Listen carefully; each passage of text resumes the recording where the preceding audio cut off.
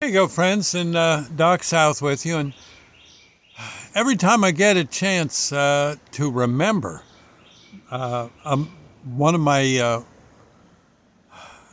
to bring up one of my memories from when I did rescue work down in North Carolina, I love to stop what I'm doing and share the story with you because you never know. It's liable to go, old as I am, it's liable to go, yeah. right out right out the ear or the nostril and off into oblivion. So I like to get these stories out if I can. I don't think I've told you this story before.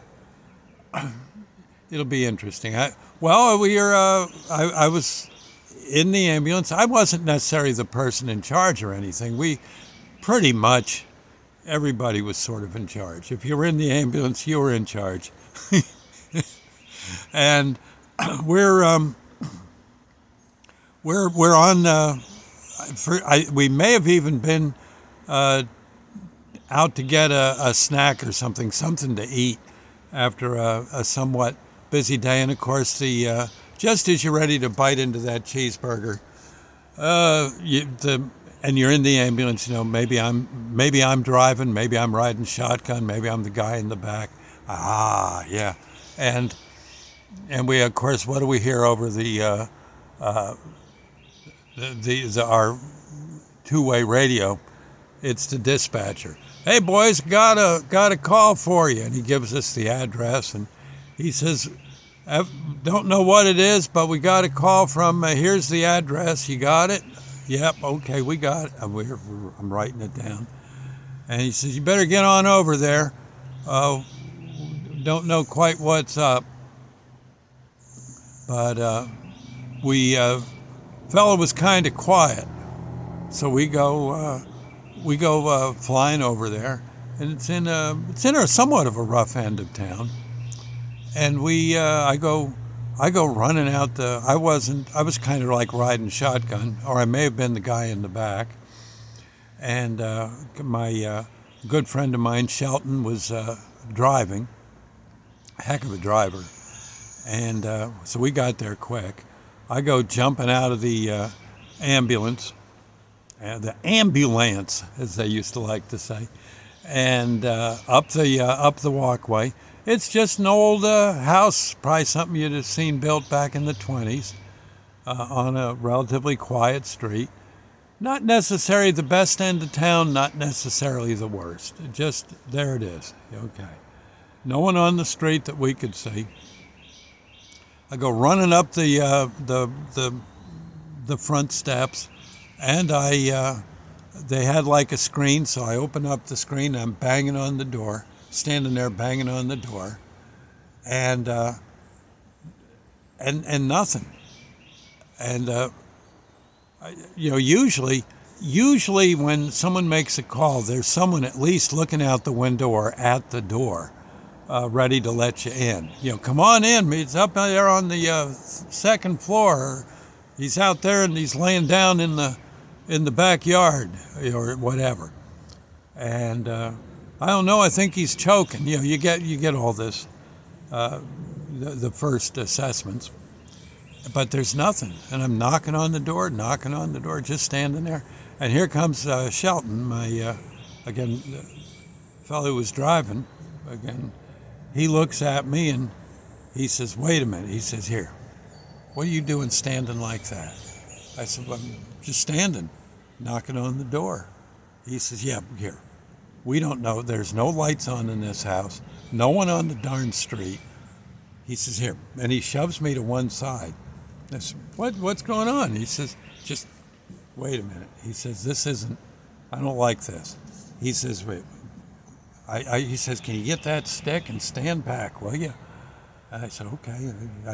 We had like a limb that had fallen off the tree.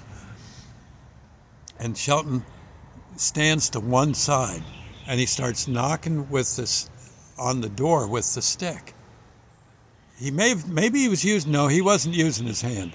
He was knocking with this stick. Rescue!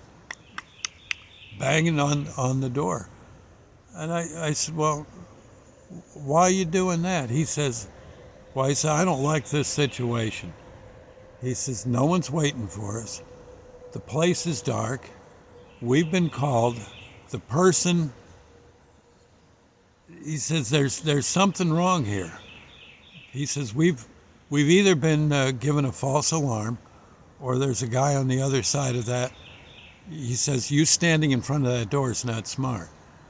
He says, we want to be off, again, nowhere near the front of that door.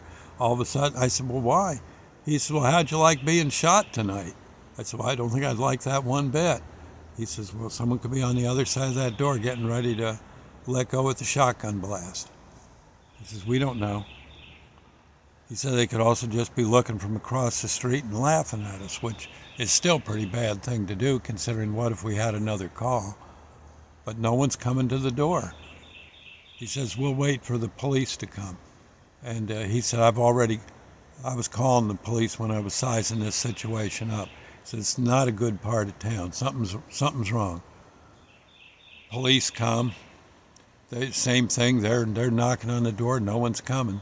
And by the way, they're all on the side using their nightsticks. Dang, dang, dang, like that. They said, look, if no one's coming out, then again we got to thinking, well, what about if someone's in there unconscious? I think either I brought that up or maybe one of the cops did. We said, now that we think about it, let's try that. So one of the cops kicks in the door, and in he has a flashlight. It's getting kind of dark. He's flashing the flashlight around. He says, I tell you the truth, I don't think anyone's in this house. Anyone in here? You can hear him hollering. Nothing. And evidently, I guess some other police patrol car came up, and he said, no, that house has been abandoned for a while. And said they doubt there'd even, in fact, he says, look up at the wires. There's no wire connector. This was before, smartphones and all that. He says, no, this house has been abandoned. He says, one fellow said maybe for a few years. And he says there's no service to it. Notice the power's out. No, we've all been sent to a false alarm. And let's get ourselves away from this. We'll shut the darn door and think I can lock it here. Going to lock it. And I think maybe the police, it might be that they went through it, but again, they found no one. It wasn't the world's biggest house. But still, it could have been some real trouble. And from then on, if we didn't see people at the door, I made a point of saying, okay, off to one side, knock, knock, knock. The worst that could happen is maybe you lose a few fingers, and it just that seemed a whole lot better than having a blast of whatever go right through you. So it was funny. That was, I remember getting back to my bunk at the squad hall, standing there with kind of just lounging on the bed, thinking maybe it'd be time to go to sleep. Except that's a sure way to get a call to come in. So I'm just laying there. I said, doggone, Shelton, that was actually pretty smart of you. But hey, at least looks like it was just nothing. He says, yeah, but he says it can. You'd be surprised some of the people out there. He says you got to be thinking all the time that there could be someone just waiting. It's got a grudge to settle, and it can get tough. But he said, looks like we did all right on this one. And later on, we got a call.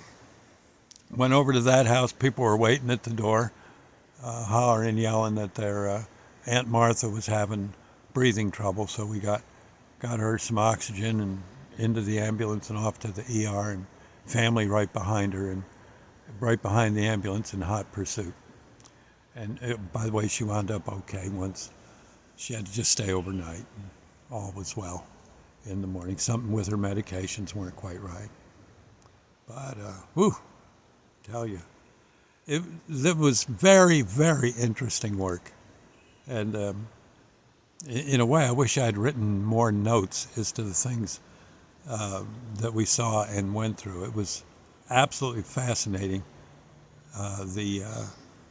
The bravery of some people, the fear in some people, the kindness in folks, the folks who really wanted to help, and folks who really didn't want to help. So every call was different. Honestly, they were.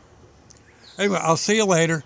Enough of my jabber jawing, and we'll catch you later. Bye now. God bless.